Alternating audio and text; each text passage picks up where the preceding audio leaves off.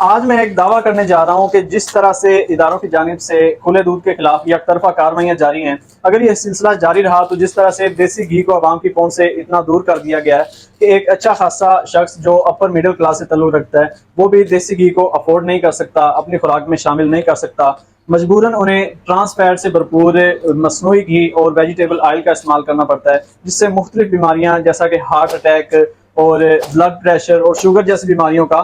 باعث بنتا ہے۔ تو اگر یک طرفہ کارروائیوں کا سلسلہ اسی طرح سے جاری رہا تو ایک دن ایسا آئے گا کہ عوام کے ہاتھ میں خالص دودھ کے نام پر ایک ڈبہ تھما دیا جائے گا جس میں مصنوعی دودھ ہوگا اور مختلف بیماریوں کا باعث بنے گا۔ ایسا نہیں ہے کہ دودھ کے اندر ملاوٹ نہیں ہوتی، اور ایسا بھی نہیں ہے کہ وہ ملک جو دنیا بھر میں دودھ کی پیداوار کے اعتبار سے 5ویں نمبر پر ہے اس کا 90% دودھ ہی ملاوٹ زدہ قرار دے دیا جائے۔ لہٰذا ہم فوڈ اتھارٹی یا متعلقہ اداروں سے گزارش کرتے ہیں کہ آپ ملاوٹی عناصر کے خلاف ضرور کارروائی کریں، انہیں جرمانے کریں، دکان کو سیل کریں یا ان کی گرفتاریاں کریں، اور ایسا ماحول ہرگز بھی نہ بنائیں جس کی زد میں وہ لوگ بھی ہیں جو کہ دن رات محنت کر کے خالص دودھ لوگوں تک پہنچاتے ہیں اور اپنے لیے رزق حلال کماتے ہیں۔ اگر آپ نے یہ سلسلہ جاری رکھا تو عوام کے ذہن میں ایک خوف بیٹھ جائے گا کہ خالص دودھ ملنا بہت ہی مشکل ہے، تو وہ کیا کریں گے، وہ متبادل کے طور پہ ڈبہ بند دودھ کی طرف شفٹ ہوں گے، وہاں وہ ڈبل قیمتیں ادا کریں گے، اور وہ دودھ جو کہ ایک جس کو دودھ کہنا بھی خالص دودھ کے ساتھ